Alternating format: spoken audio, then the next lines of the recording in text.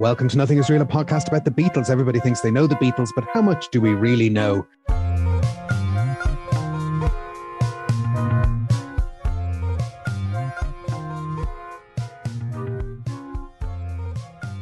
My name is Jason Carty. My name is Stephen Cockcroft. And we are live on tape from Dublin and Belfast.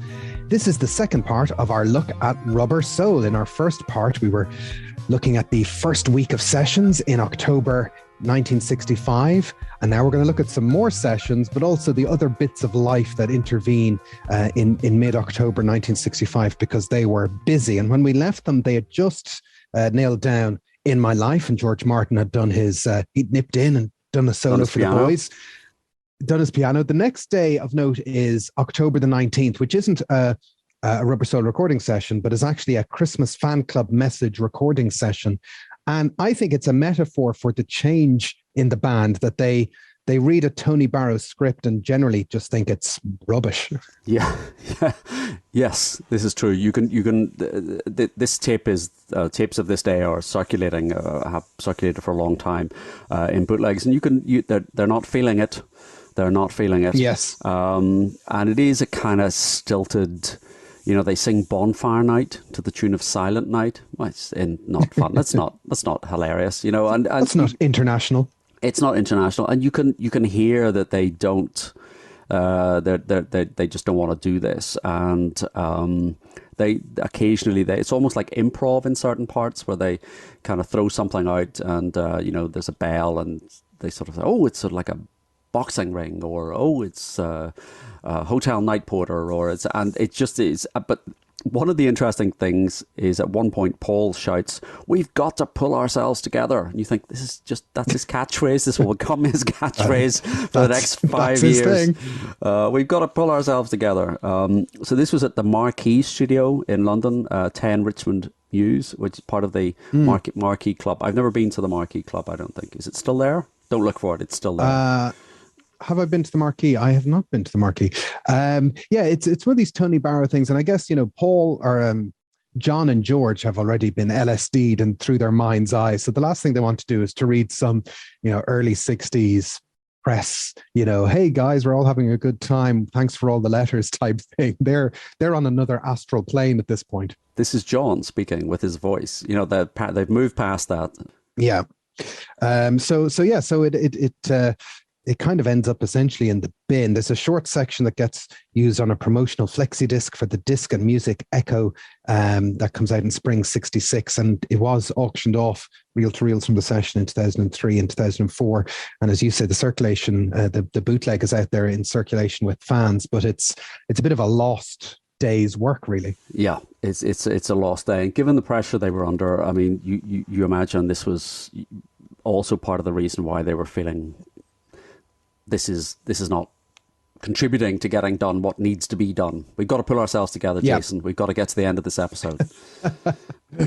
Well, the next day is Wednesday, the 20th of October, and that's a session that is dedicated solely to not essentially Rubber Soul, but to We Can Work It Out, which, we're either going to talk about or not talk about, because it's nothing to do with Rubber Soul. We should just move straight on to the next day, or maybe not.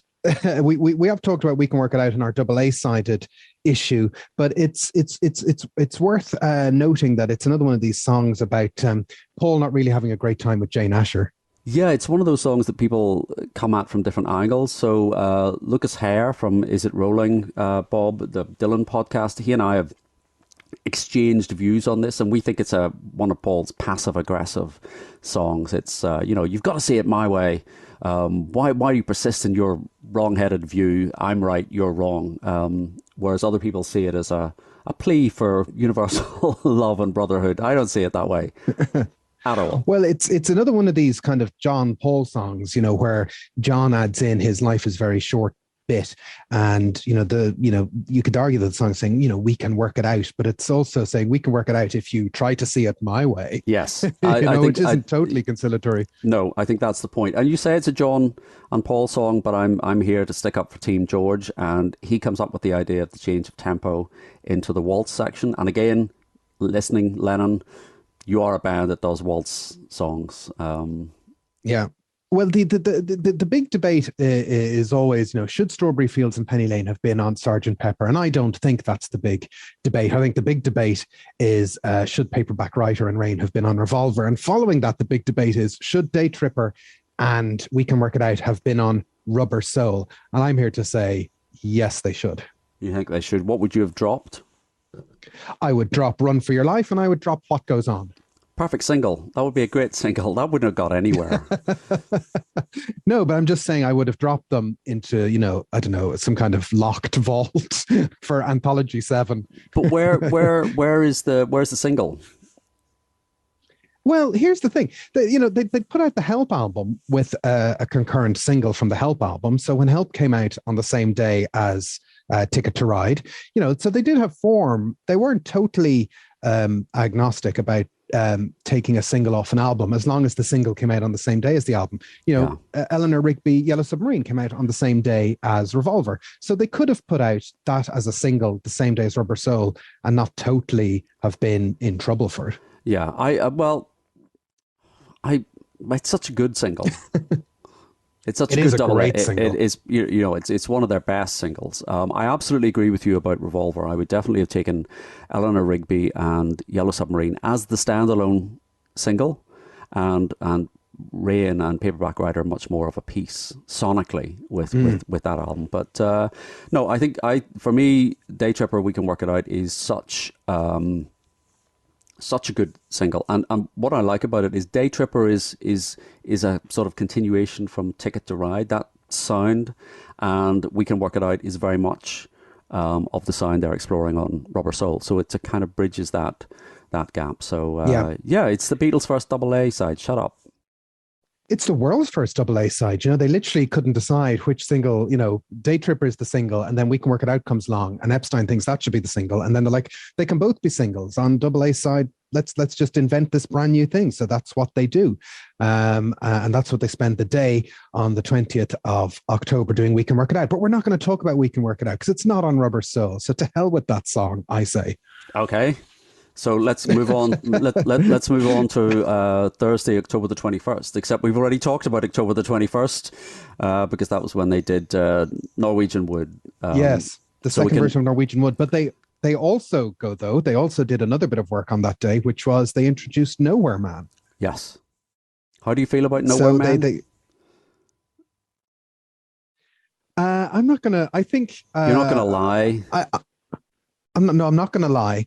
I think it's really interesting. Again, it goes back to this thing we said in the first part, that Lennon is really trying. I think stylistically, I don't think there's any album where Lennon is doing so many different kind of styles and moods. I like Nowhere Man a lot, actually. I think it's really unusual. Mm. And but it's okay. Go on. You don't like it? No, I do like it. I do like it. It's very, very different, but you sort of say, oh, it's different, it's unusual. It sounds like different, unusual, interesting. It's like all the things you say about something where you can't think of anything nice to say. But it is an odd song, I suppose. I think it is an odd song. I think it's kind of uncoverable in a way. It's not really. It's kind of part song, part record. It's partially the recording and the sound of the voices and Paul's high harmony at the end. They're the kind of bits I like. It's a bit hard to disconnect it from the Yellow Submarine segment as well. Maybe that's Jeremy. Maybe that's what I'm thinking of. It sounds to me different from what surrounds it in Rubber Soul, if that makes sense. But maybe it is that vocal arrangement is what is so distinctive. Yeah, it's a song. Yeah, after they do that re-recording of Norwegian Wood, they start Nowhere Man, and actually the recording of Nowhere Man spans sessions 6 and 7 on the 21st and 22nd of October. So they start with just the rhythm track, which they get in take 2, and the first version they kind of start this. We're getting into this realm which we're seeing repeatedly throughout Rubber Soul, where they're tinkering with things in the studio and then scrapping them. They have this high 3-part harmony and guitar figure and all the rest, which apparently all gets scrapped from this first version.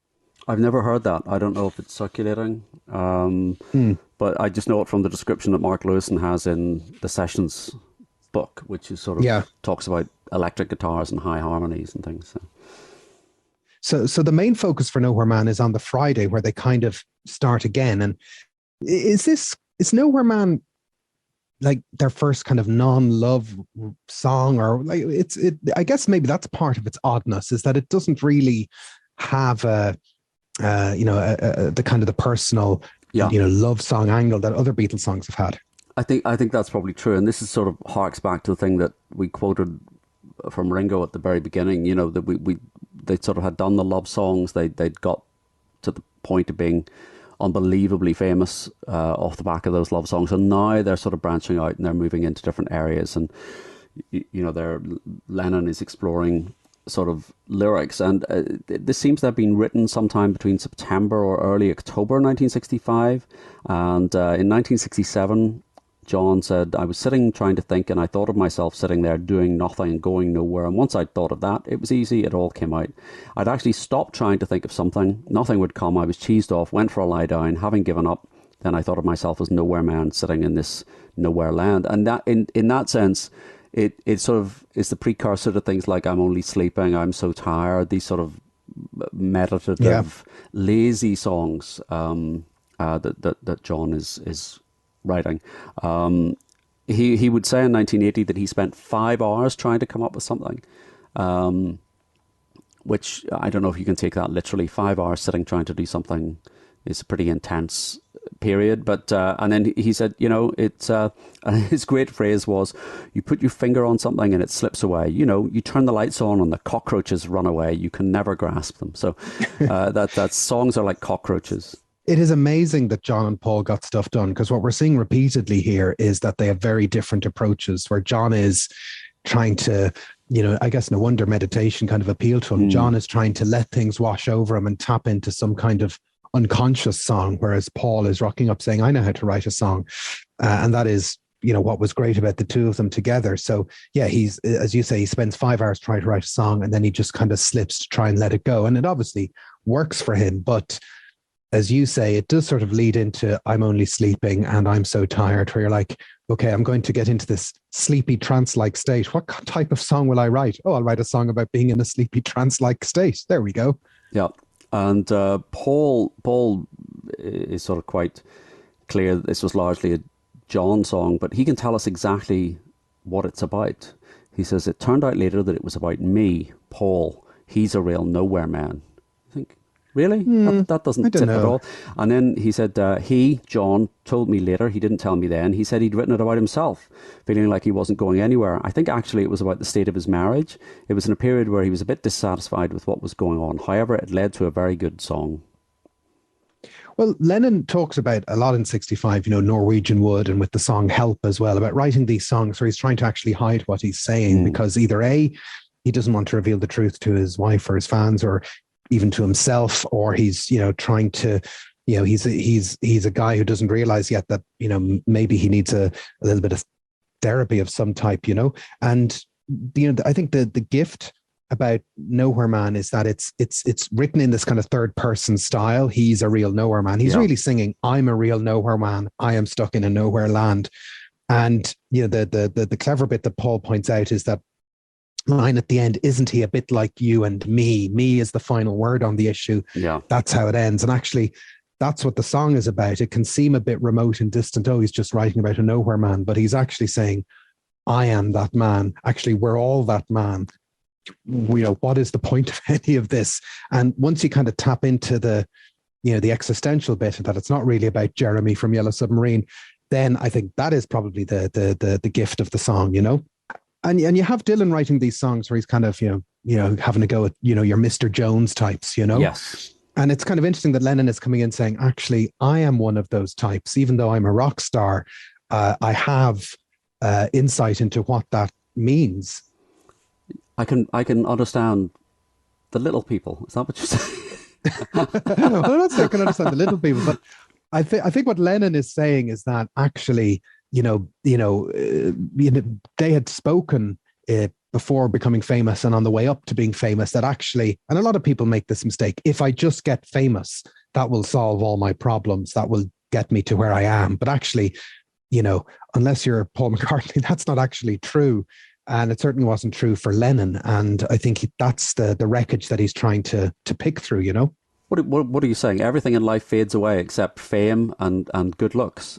Those are the two constants. Yeah, I'm basically saying that life is futile and we should all just give up. Anyway, they spend 4.5 hours recording a backing session with John on acoustic guitar, Paul on bass, Ringo on drums, and George maybe sitting out. But then there's a John and George unison guitar solo done on Fender Stratocasters. Mal is sent out to get Strats. I do like the guitar solo. I do like the way it's done. Well, yes, supposedly he was sent out. This is like, Mal, we need a hammer and an anvil. It's that kind of, Mal, we need some guitar. So George gave an interview for a book called The Story of the Fender Stratocaster in 1995. And he said, I decided I'd get a Strat. John decided he'd get one. We sent out our roadie Mal Evans, said, go and get us 2 Strats. And he came back with the 2. Straight away, we used them on the album we were making at the time, which is Rubber Soul. I played it a lot on that album, most noticeably the solo on Nowhere Man, which John and I played in unison. But he seems to have forgotten that he'd already used it on, he and John had already used Stratocasters on Ticket to Ride from Help. So he's confusing the 2 times. Certainly they had matching blue guitars, but again, don't forget George, in Anthology, as you've said earlier on, thinks Rubber Soul and Revolver are kind of the same thing and is not sure which order they come in. And that's fine. He was stuck in the middle of it. I think that's totally reasonable. Something we'll touch on later on is that the American Rubber Soul is different to the UK Rubber Soul, and Nowhere Man is actually taken off, and it's a reasonably successful single in the USA. Yes, with your favorite What Goes On as the B-side. Hoping nobody would notice it, probably. I don't know. Well, you think, I mean, it's February 1966 it comes out. So in 1966, the single is Nowhere Man and What Goes On. And it kind of just highlights the different experience that you have from listening to the UK albums and singles. And so you sort of think, well, by 1966, they've moved on. They're moving towards this kind of metallic Paperback Writer, Rain. They're proceeding in leaps and bounds. But in America, they've got Nowhere Man as a single. And that actually meant that the US version of Rubber Soul was the first US Beatles album not to have a single on it. And Nowhere Man finally gets onto an album, doesn't appear in the US until June 66 on Yesterday and Today. I think my favorite version, my favorite album with Nowhere Man on it is Do It Now. Yes, that's a great album. which is a 1970 Ronco compilation and has nothing to do with the Egypt Station song of the same title. Please tell me you don't have this. I'll be very annoyed if you have a copy of this album. Why would you not be joyful if I had a copy of it? I do not have a copy. When one of us shines, we both shine. I know that. When one of us has a rising tide lifts all boats. Great. Yes. Yeah, well, I want to be the first boat up. Unless you're Spike Milligan, you don't get Beatles songs on compilation albums. But yeah, this is a kind of weird. 20 giant hits. Very strange. It's a Ronco compilation from 1970. It was released in conjunction with the Do It Now Foundation, which was a drug abuse fighting organization from California. And it's it's got this odd kind of schoolhouse rock type cover. It's a very naff type thing. And it's got a very odd track listing. Yes, tell me, Jason, who is on this album? Is there anybody we know? With Nowhere Man by the Beatles. Well, there is. Do you want me to mention Melanie or BJ Thomas or Jimi Hendrix? No? Or no. Janis Joplin, Jefferson Airplane? No. These are all minor stars. Who else is there? Get anybody comparable to the Beatles on this album? So you don't mean the Birds or the Turtles? Do you mean the person who's the ninth track on side B? That's it. Let me just check my listings here. Donovan, hooray! Yay! You can tick Donovan off your card if you're playing at home. So Donovan is on this Sunshine Superman. It's a strange compilation, and yeah, it's rare to see the Beatles in that. You can pick it up on Discogs. It's quite cheap, and there was like a spiel on the back of the the thing about, this is for the Do It Now Foundation. I have it here. This album is a celebration of life, a feeling of energy and love by the poets, artists, and musicians who have joined together to speak for a purpose, to relay the message against drug abuse. So it's great that pothead Beatles and LSD birds are all over it. Yeah. The Do It Now Foundation is helping to fight this problem. Never before in the history of the recording industry have so many artists of such stature donated their services for a collage album, a product of Ronco Teleproducts. So yeah, a very strange thing. I'm not sure how much money that raised. I'm going to guess not much.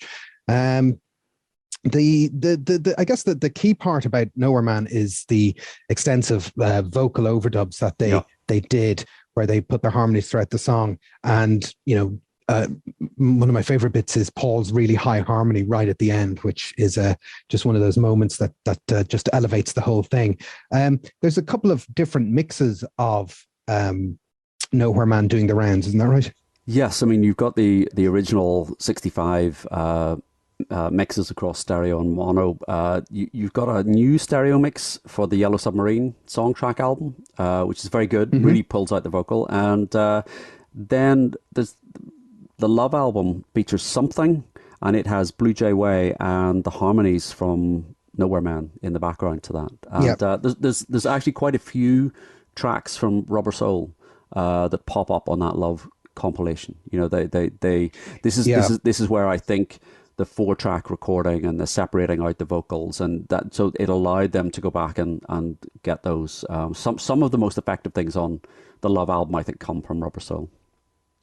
And I would say that the Yellow Submarine song track is definitely it came out in 1999. All the tracks were stereo remixed at the time. They're unique stereo remixes for that record. And if there's anyone listening out there today who's kind of bypassed it thinking, well, I have all the songs anyway, you don't. And I think it's a great sounding compilation, and I would thoroughly recommend it. The thing about Nowhere Man, which I feel odd, out of all the songs on Rubber Soul that gets performed live, If I Needed Someone gets performed live, this is the only Lennon and McCartney Rubber Soul song that gets performed live. And it's still in the set list when they get to Japan the following year. Trying to replicate those harmonies and distract the audience so they don't notice all the mistakes they're making, it seems like an odd choice. It is. I mean, they really kind of set a high bar for themselves. This is a very intricate studio construction. And then to try and do that live, they could have done Run for Your Life or Drive My Car or Day Tripper, the number one. Day Tripper. But it is odd. They don't do it very successfully, I have to say, on those Japanese concerts. No. So now we move on to the session number 8, which is Sunday, October the 24th. And once again, we are faced with this thing that they are doing where they are recording songs and scrapping them and doing different versions. And I think one of the more famous songs that gets done again and again and again is I'm Looking Through You. And they try 3 attempts to get I'm Looking Through You recorded on this day, October the 24th. And they come back to it, as we will do, in November. And but this is another one of these songs, along with We Can Work It Out, which is, if I was Jane Asher, I'd be like, is this about me? Sounds like it's about me. I wouldn't be too happy about this. You do wonder if you were Jane Asher, and as each album and each single came out, you'd be thinking, sorry, what are you saying here? But maybe she didn't approach it in that way. Paul has said, we quoted in the previous episode, he wasn't concerned. They had a completely open relationship. Completely open relationship, if you're Paul. So the version of I'm Looking Through You that gets recorded on Sunday, October the 24th gets parked. Monday the 25th and Tuesday the 26th are mixing session days. And as is their wont at this time, the Beatles are nowhere around for mixing sessions still. No. So decisions are being made on their behalf by George Martin et al. About what this thing is going to sound like. Seems strange to us, again, with 21st century eyes, that they just leave it to them. But I guess they would have seen it as not their job and kind of boring. Yes, I mean, I think it's probably the boredom factor. You contrast this when you get onto projects like the White Album, where they're each turning up for their own songs at the mixing stage and offering suggestions and overseeing effectively, or at least inputting into the mix. And I suppose at this stage, they're just on sort of crossing over from George Martin being the person that's absolutely guiding them in the studio. to what will the position they'll be in a couple of years' time, where they're more in control of the overall sound. At this stage, they clearly still have complete confidence in him, and perhaps it's a little bit lacking in confidence in themselves. So Monday is mono mixing, Drive My Car in My Life, If I Needed Someone, Day Tripper, Norwegian Wood, Nowhere Man. Tuesday, the 26th, is stereo mixing for Drive My Car, Day Tripper, In My Life, If I Needed Someone, Norwegian Wood, and Nowhere Man. And the Beatles were busy on Tuesday, the 26th anyway, weren't they? They were having tea with the Queen. Well, maybe not tea. No, they were meeting the Queen. They were meeting Her Majesty. That was MBE Day. MBE Day, yes. Awarded by Harold Wilson, the Merseyside MP, and also Prime Minister at the time. Completely. Yeah, you forget that Harold Wilson that he was a local boy. A local boy. So this is they're smoking dope in the toilets at Buckingham Palace and getting MBEs and giving press conferences. Are they? No. I mean, the MBEs were announced a little earlier in the year, and they're kind of forced to have this press conference about it. Yes. Before and I think it's hard for us to imagine nowadays when lots of kind of famous people get MBEs, that back in 1965 this was a bit of a cause célèbre, that the MBEs and these sort of trinkets that are given out by the British monarchy and government, knighthoods and the rest, that they were generally the reserve of what would you say, war heroes, or people who'd made a significant, kind of personal contribution, or, also kind of associated with, I guess, aristocracy and the well-to-do and the well-connected and all the rest. Whereas the Beatles getting it was kind of seen at the time as not the done thing by a core of people. There's been, I mean, it's a silly thing to say perhaps, but there's been a sort of democratization of those awards. Now there's always lollipop ladies and people like that, postmen that deliver letters to houses 100 miles off the beaten track and things like that. But yeah, this caused quite the controversy. People were handing back the awards that they'd received in protest. But I suppose, it's like George says in Anthology, it was for selling all that corduroy and making England swing. Yes, at the press conference, George is asked, should Cliff Richard have got a medal too? Yes, a leather one with wooden strings. And, do you think you deserve the awards, George? Again, it's not up to us to say that. The Queen must have thought so. Yes, I mean, that's a very Goon thing. The wooden string I think is a direct lift from a Goon show script. And but one of the reporters says, "Why have you been honoured in this way?" And Ringo says, "Look at all the dollars we pulled in from America." So, and Lennon is saying, "We paid the government quite a bit in tax, don't you think?" So, there's an edge, there's a side. You imagine Brian Epstein standing off to one side, not happy with the answers. And then they say, what will you do with it? And George says, "I'm going to hang it on the wall." Ringo says, "I'm going to tuck it round my neck." Paul says, "I'm going to keep it in a safe place." And Lennon says, "I'll have mine made into a bell push so that people have to press it when they come to the house, or else I'll take it to an antique dealer and find out what it is." And you think this is not Brian's ideal press conference, I imagine. Sometimes they are very clear about who they are, and answers like that show that they're very clear about who they are. I mean, if you're, part of this you could argue was a bit of a political game on the part of Harold Wilson, who did want to court a young vote. If memory serves, I think the voting age was coming down at the time, and to 18 from 21.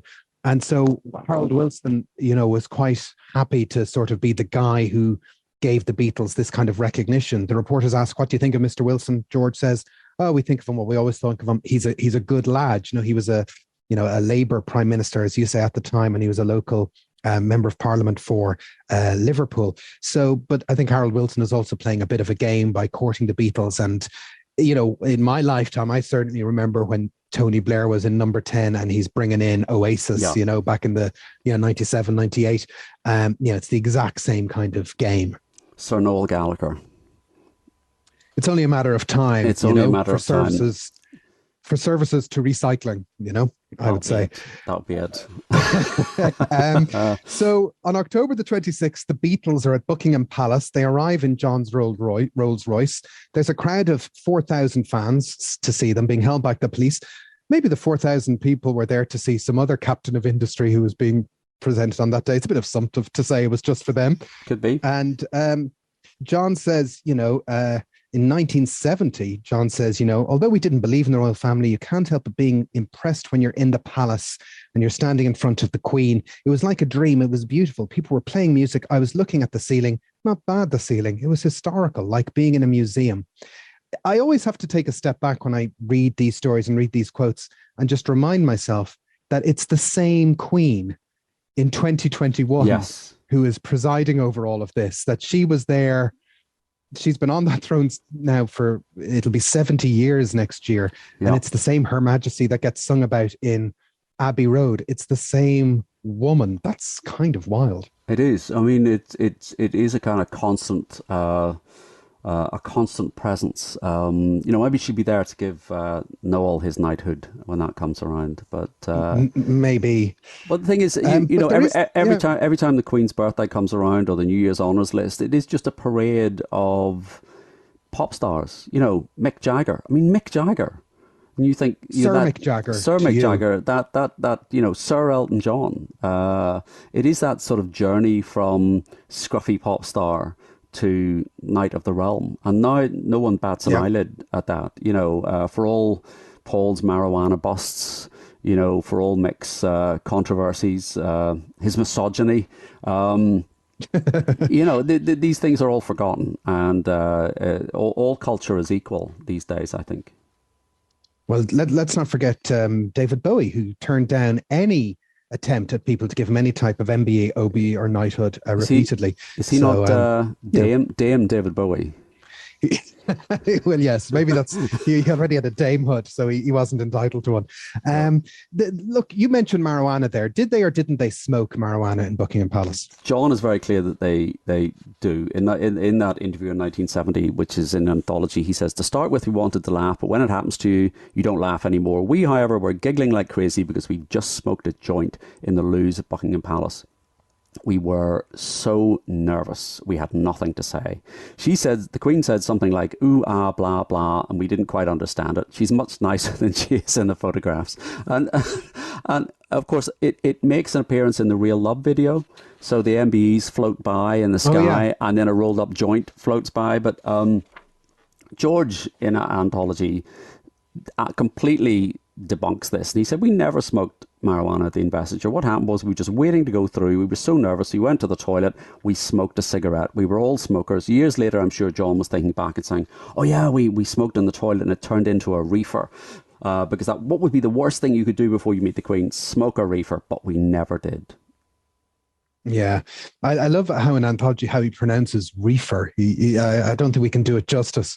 It is such a kind of George word. It's one of those phrases like nervous system, and reefer. He talks about reefer all the time, which is a kind of old jazz reference to marijuana. But it's very funny.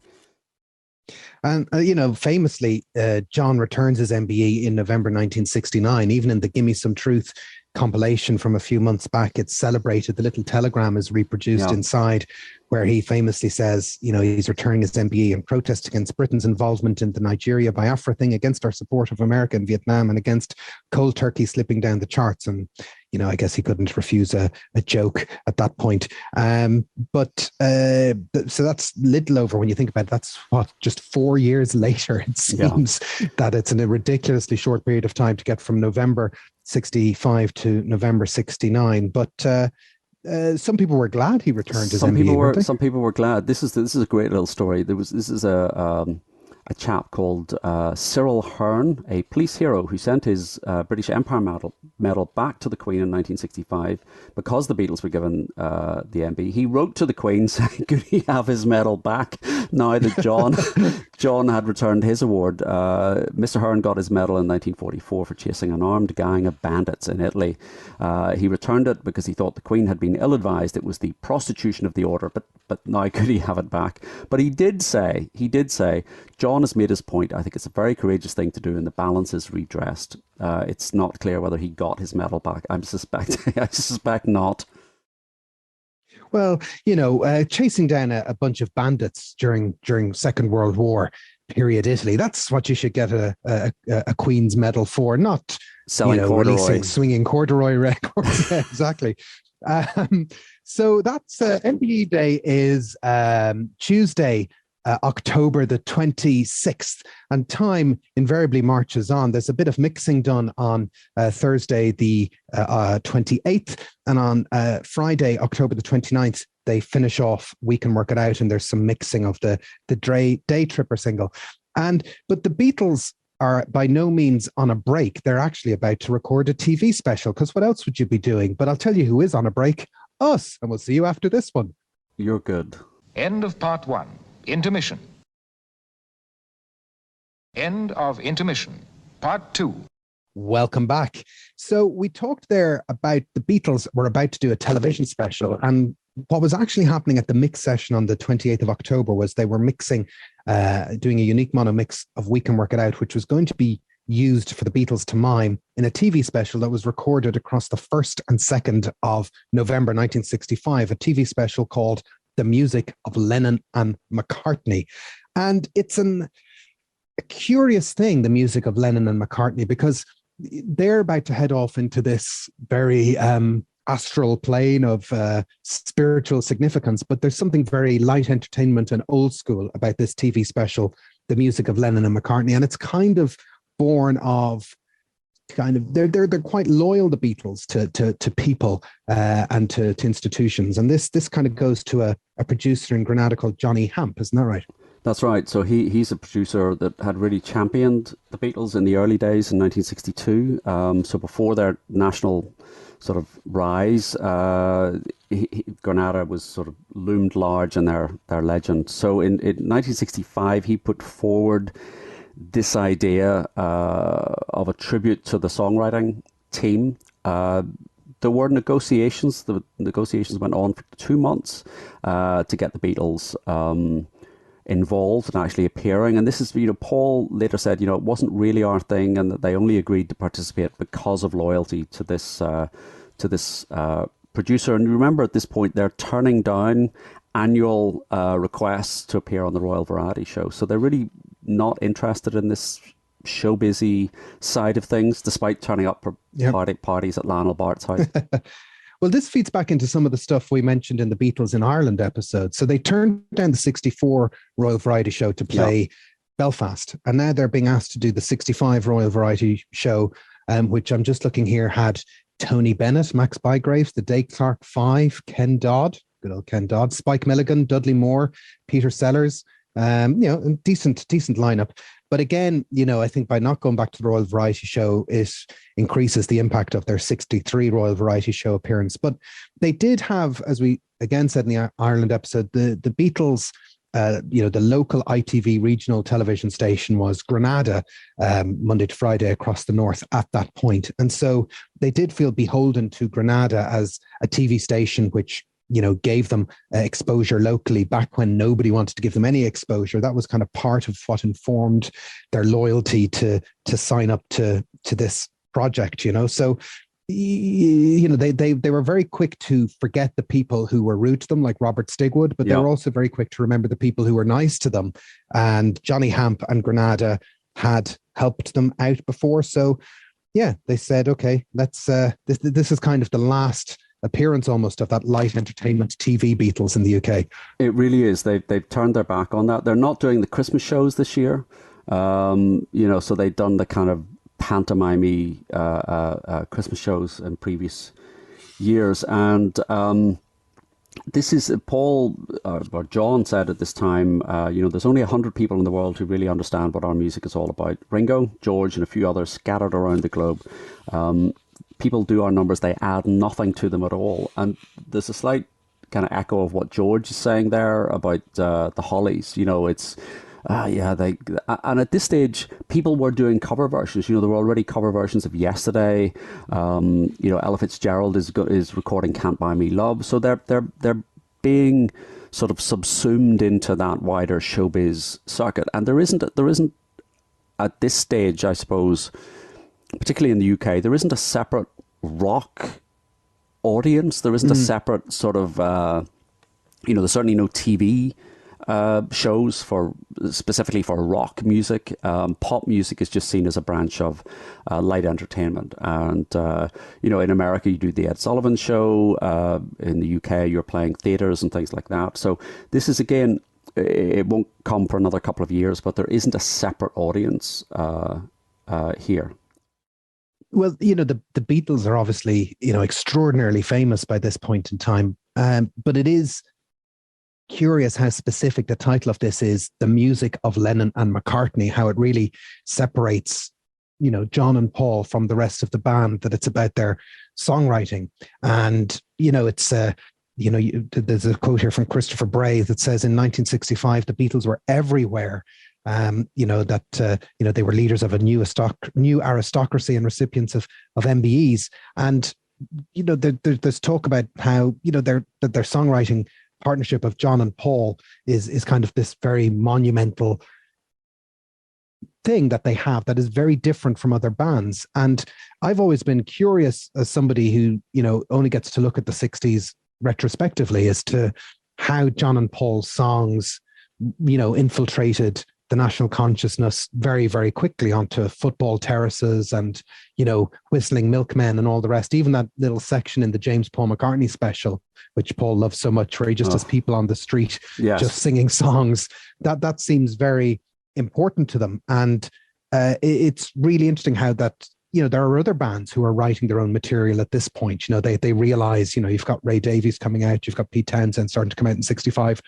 But Lennon and McCartney, very much in that way that they imagined themselves originally, are becoming songwriters of repute that will stand alone outside of the Beatles. They always took that side seriously, even in those early interviews. Oh, we see ourselves writing songs in 20 years' time, kind of thing.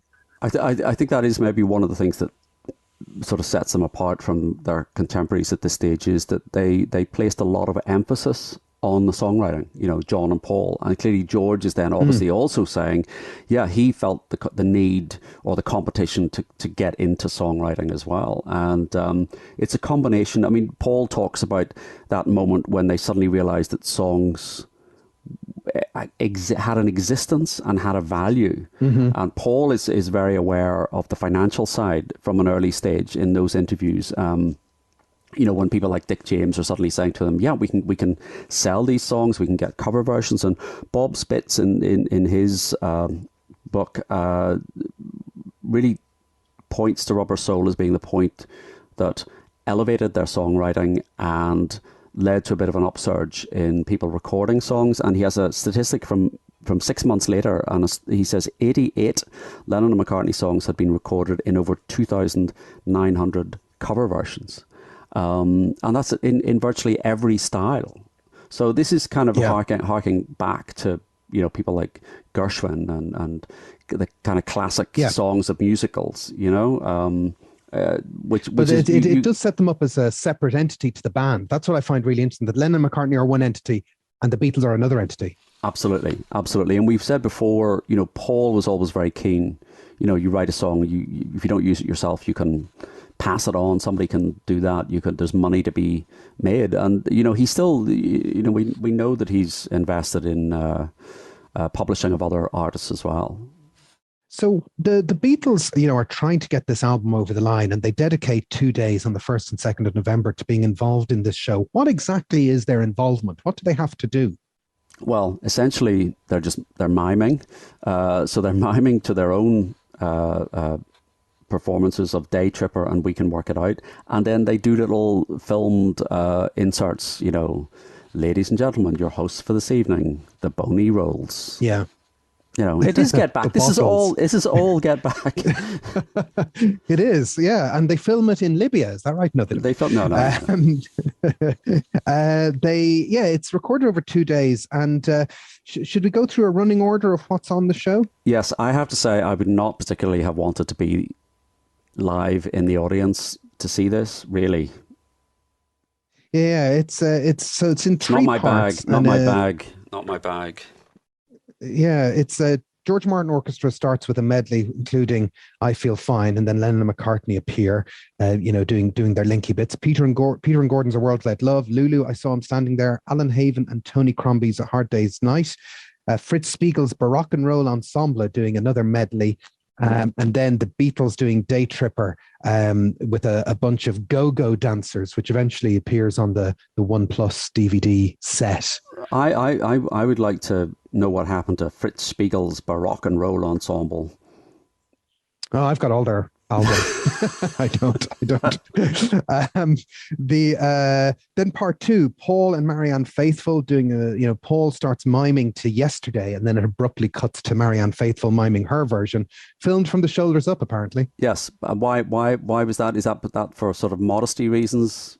Was she wearing a low cut dress? Well, she was heavily pregnant, and we can't have pregnant ladies on the television in 1965. You can't be giving people ideas, Antonio Vargas singing "She Loves You," Dick Rivers "C'est mots qui ont oublié un jour," things we said today in French. That's when they talk about how their songs have traveled internationally.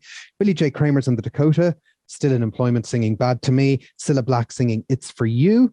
And then part three, back to the George Martin Orchestra doing Ringo's theme "This Boy" with go-go dancers, because it's a party. Can we have go-go dancers? Yeah. Can we get go-go? I think if we do another live episode, we'll have go-go dancers is the way to go. I'm writing that down. Go-go. Henry Mancini, "If I Fell." Esther Phillips, "And I Love Him," introduced by John. Peter Sellers doing "A Hard Day's Night," and then the Beatles miming "We Can Work It Out." I think Peter Sellers' "A Hard Day's Night" is probably the most famous thing to come out of this TV special. Yes, this is in the style of Richard III.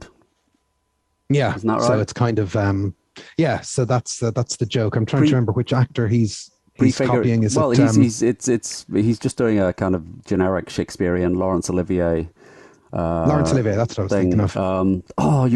Did you see Sir Anthony Sher passed away this weekend? I did see Sir Anthony Sher passed away. I have no idea who he is. So, Philistine. Yes, I'm terribly sorry. It's you're more go-go dancers than Shakespeare. I know your type. Yes. The show is recorded over 2 days, and what's always amusing looking at this is just how tight the timeline is for everything, because it gets announced in the Melody Maker in the episode, or in the edition marked the 4th of December. So I'm assuming that came out about a week earlier, say the last week in November.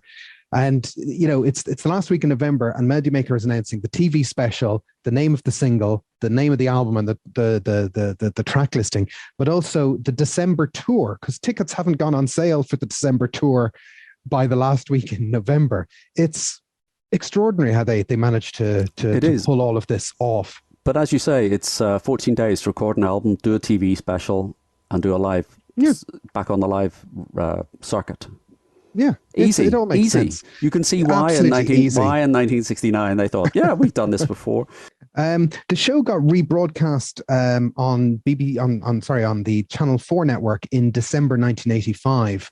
Were you allowed to stay up late to see that? I'm trying to remember. As a kid in the 80s, Channel 4 just seemed to be this miraculously exotic place to go for television. They'd re-show Ready, Steady, Goes and The Prisoner and all sorts of kind of cool and groovy stuff. And, in the 80s as a kid, that made the 60s seem utterly fantastic. It certainly explains a lot. I can't remember watching this specifically. It's possible. I did watch it, and I have to say it was not cool and groovy. It really wasn't cool and groovy. It was, the Beatles were fine. Peter Sellers was funny. Marianne Faithfull, she's Marianne Faithfull and Anne Margaret. Those are obviously the two. But it was a very kind of old fashioned variety show, and very kind of stilted, and it was definitely for the mums and dads.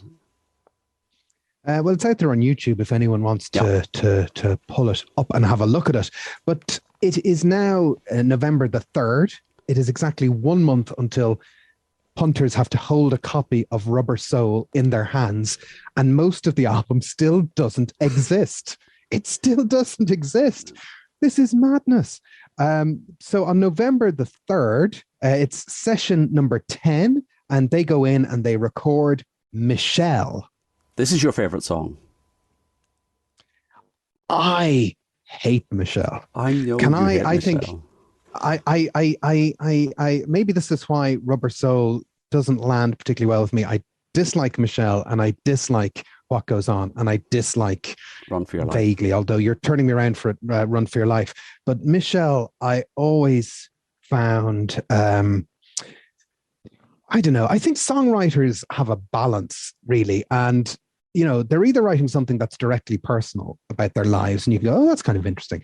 Or if they're not writing something that's directly personal, you know, they're trying to write something that's some kind of event or some kind of third person observed narrative, then you have to, you know, sometimes when it's good, it really connects. And sometimes you can kind of see the strings, I think. And I think something like Michelle, it just sort of seems contrived, really. That's my problem with it. And it's kind of cloying. And there's a lot of sickly stuff that I do like, but for some reason, Michelle just always kind of just seemed, you know, too much, full of artifice in a way. Is that unfair? No. I think I think that is fair. I think it is contrived, and it is not a song that I ever liked. But it's a song that I've kind of come round to a little bit in recent times, because I think Paul is very open about the contrivance that goes into it. You know, he says basically this is one of his very first songs. He talks about this being written on his Zenith guitar, which was the very first guitar that he owned.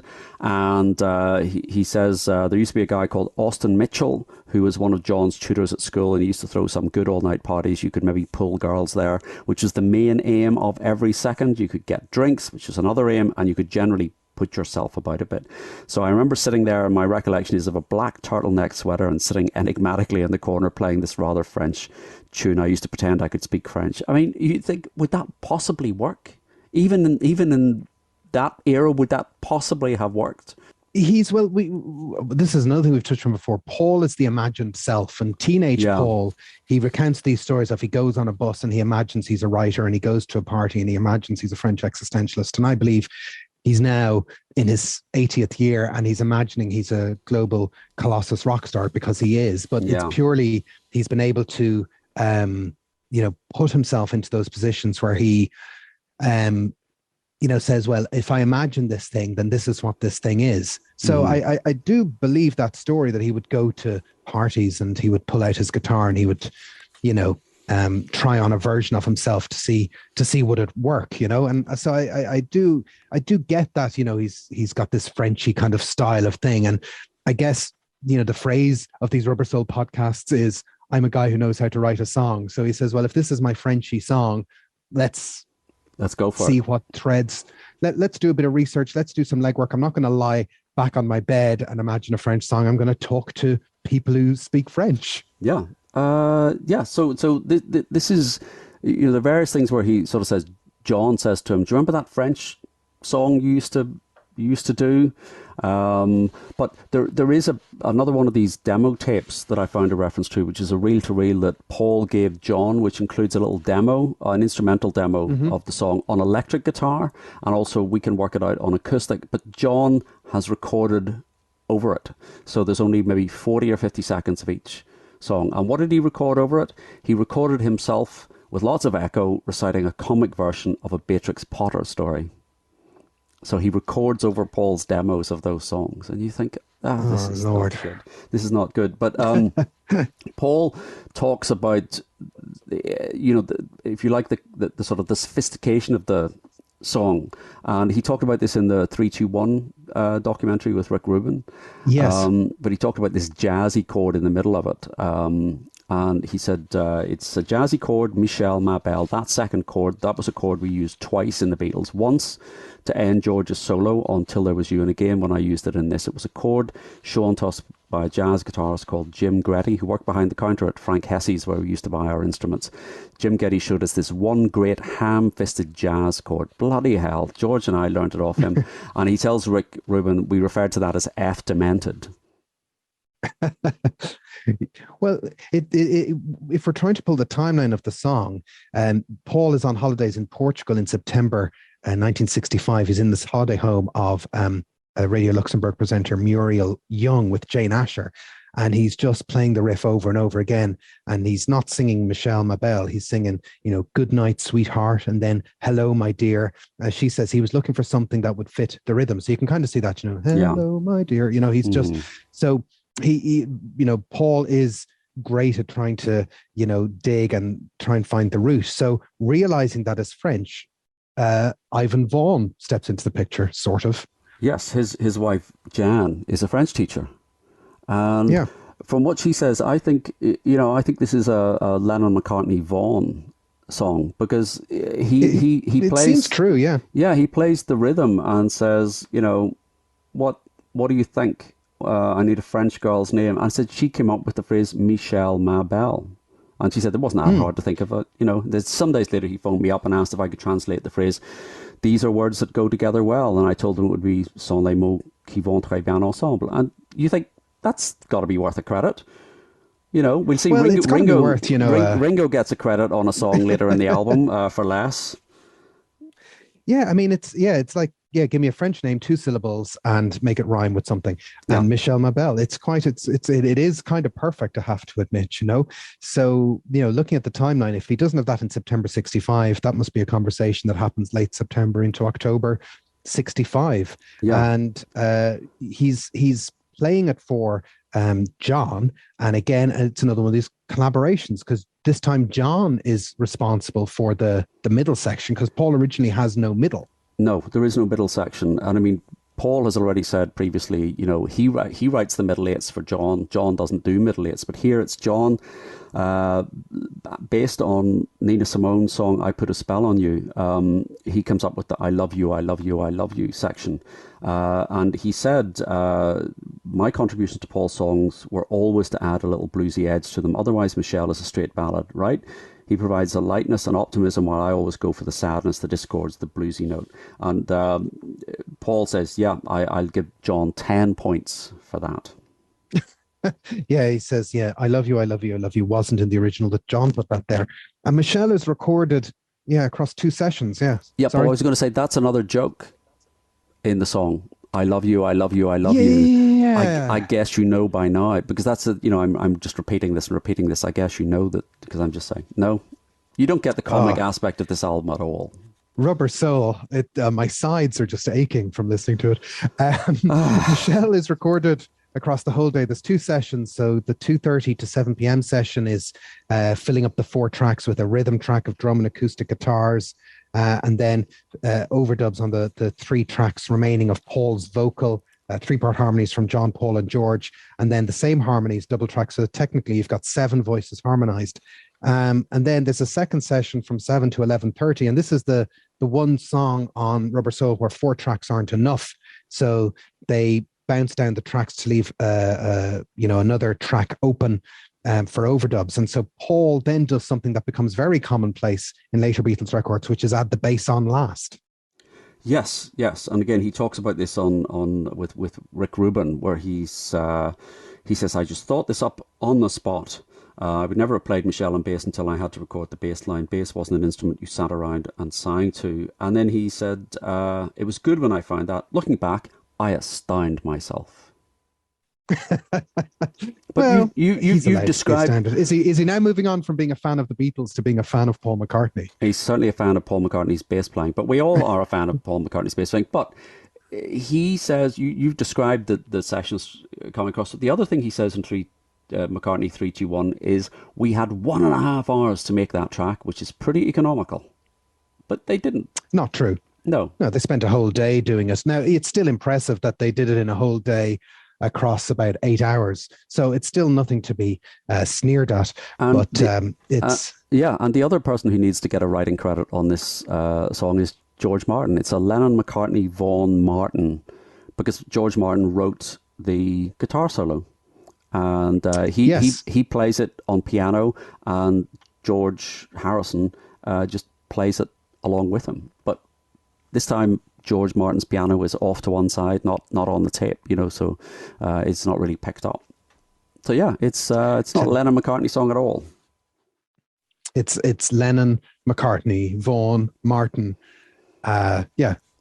Everybody. And pretty wild. Anyone else? Billy Preston? Anyone? Billy Preston? No, nobody yet. But it was it wins a Grammy Award for Song of the Year in 1966, and it is the 42nd most performed song of the 20th century, not of the Beatles. It is extraordinarily successful, this song, and it is one of these ones. The BMI, the publishing people, it gets these huge airplay awards. I can't remember ever hearing Michelle on the radio. No. So I don't know where this might be across the US, but the song is hugely successful, hugely famous, hugely well known. But I still don't like it. So, but maybe I like it more having discussed it. Fun facts: he sang it for Michelle Obama in 2010 at the White House. And the other fun fact is there are 4 different versions of this. So you've got a UK mono version, which is the shortest, the 1987 CD mix, which is 5 seconds longer. You've got the UK stereo mix from 1965, which is 4 seconds longer again. And then you have the US mono mix from 1965, which has an extra 5 notes on the fade out.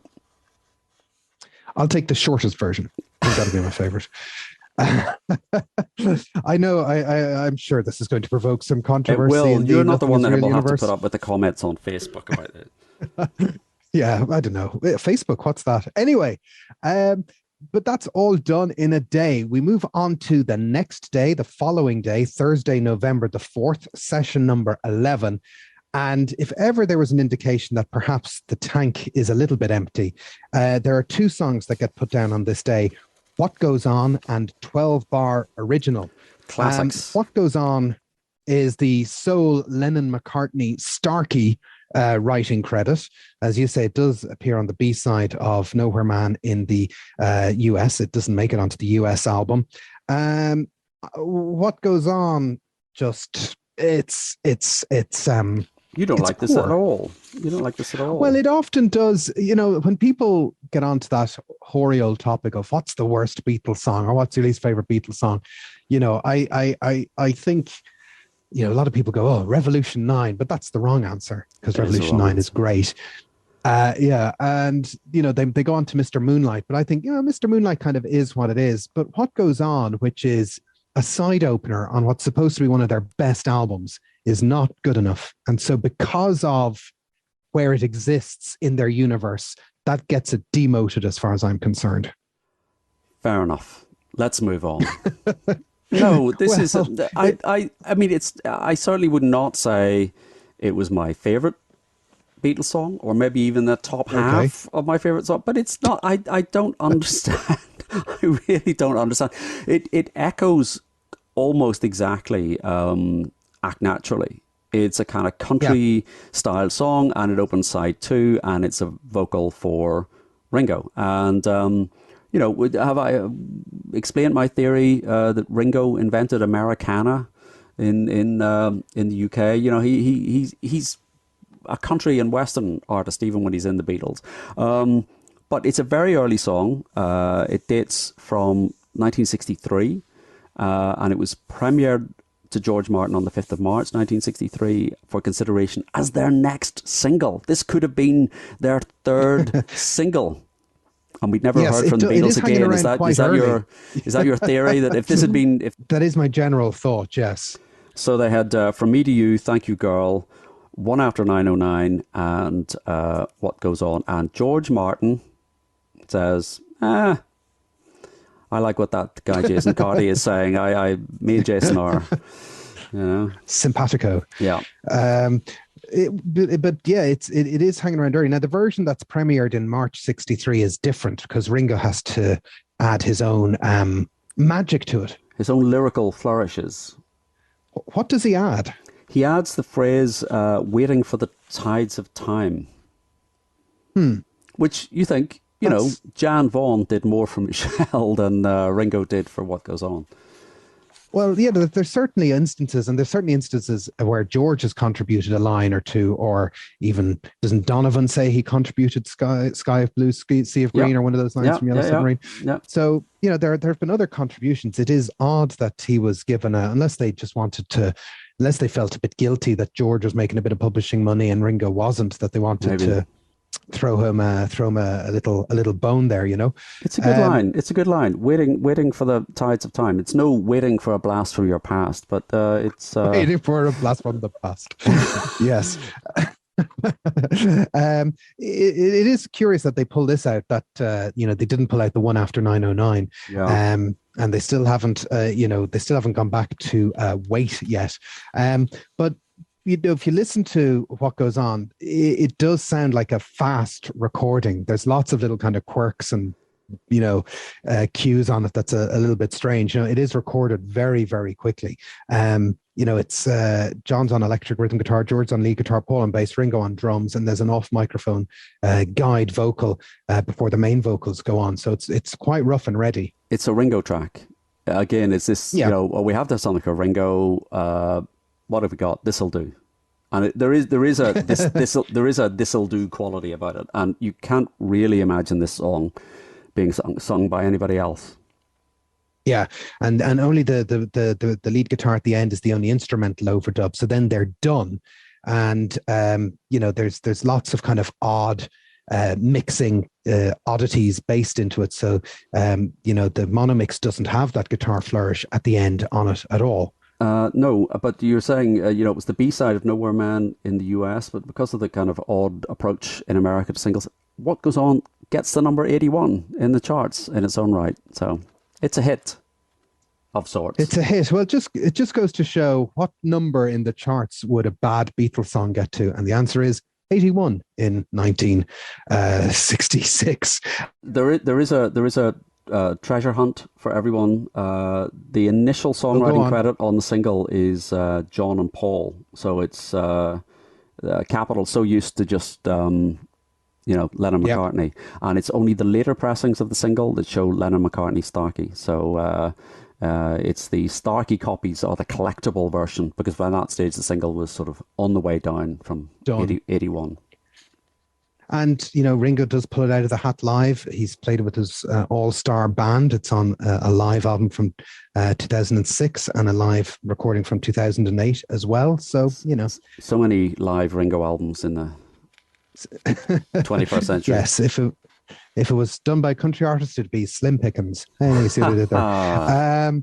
Thank you. But if you do love the sound of a barrel being scraped, the other song recorded that day is 12 Bar Original, which they start at about 2 a.m, realizing that the album is pending.